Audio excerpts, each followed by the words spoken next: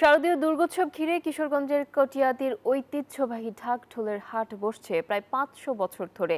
এই হাট দুর্গাপূজার অবিচ্ছেদ্য অংশ হয়ে উঠেছে। দেশের বিভিন্ন জায়গা থেকে বাদ্যযন্ত্র নিয়ে এ হাটে হাজির হন ঢাকিরা। পূজার আয়োজকদের সাথে দরদাম মিললে এ হাট থেকে ঢাকিরা ভাড়ায় চলে যান দেশের বিভিন্ন পূজা মণ্ডপে। টিটু দাসের তথ্য ও চিত্রের ডেস্ক রিপোর্ট। ঢাক, ঢোল, কাসর, সানাই, নানা বাঁশি, করতাল ও খঞ্জরে নিয়ে ঢাকিরা দল বেঁধে বাদ্য বাজাচ্ছেন। পূজার আয়োজকরা বিভিন্ন দলের কাছে গিয়ে বাদ্য বাজানো দেখছেন ও শুনছেন। বাজনার তালে নাচ আর নানা অঙ্গভঙ্গির মাধ্যমে পূজারীদের নজর কাড়ারও চেষ্টায় রয়েছেন ঢাকিরা। বাজনার শব্দে মুখর হয়ে ওঠে চারপাশ। পূজার আয়োজকদের সাথে দরদাম মিললে এই হাট থেকে ঢাকিরা ভাড়ায় চলে যান দেশের বিভিন্ন পূজা মণ্ডপে। বান্ডেল থাকলে প্রতি সেনমানিতে টাকা বাঁচবে। বিকাশ সেনমানি বান্ডেল কিনে জিতুন প্রতি লেনদেনে।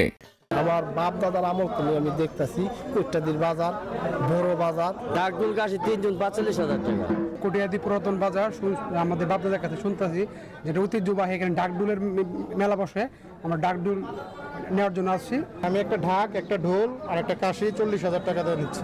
তথ্য প্রযুক্তির যুগে মোবাইলে অনেকে ঢাকের বাদক বুকিং দিয়ে দেন, তাই কটিয়াদি ঢাকের হাটে ঢাকের ক্রেতা ও বিক্রেতার সংখ্যা দিন দিন কমে যাচ্ছে। কালের পরিক্রমায় এবছর তথ্য প্রযুক্তির জন্য মোবাইলে অনেক বায়না হয়ে যায়। এই জন্য হাটে ঢাকি ও বাদকদের সংখ্যা তুলনামূলকভাবে কম। ষোড়শ শতাব্দীর মাঝামাঝি স্থানীয় সামন্ত রাজা নবরঙ্গ রায় তার রাজপ্রাসাদের দুর্গাপূজার আয়োজনে বাজনা শুনে সেরা দলটিকে পুরস্কৃত করেন। সেই থেকেই যাত্রাঘাটে ঢাকের হাটের প্রচলন শুরু। পরে হাট স্থানান্তরিত হয় কটিয়াদির পুরান বাজারে। Desk report, news 24।